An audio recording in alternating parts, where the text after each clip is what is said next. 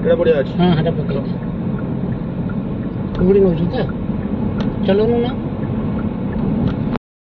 गत किछि दिन होला बणाई अंचल प्रबल कुहुड़ी सहित हाड़भंगा शीत अनुभूत होउची। लोक माने सकाळू चा दुकान रे जो भिड़ परिलक्षित होता चा दुकान छड़ा अन्य सुनसान हो जाउची सब रास्ता घाट सकाळू जनजीवन अस्तव्यस्त हो जाउची।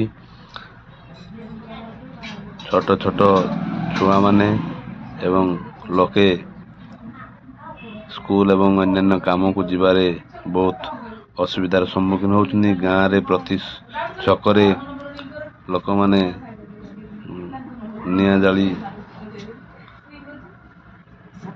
निया तापी होउछंती शीत वस्त्र परिधान करुछंती। प्राय 9टा पर्यंत कुहुड़ी घोड़े रोची। सामना पटकू आपण 5 मीटर दूरतारे कौन से गाड़ी मोटर देखा जाउनी। गाड़ी मोटर चलवारे बहुत असुविधा होउची।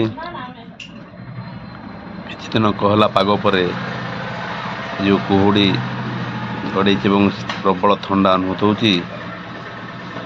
लोके बहुत हैरान होउचंती।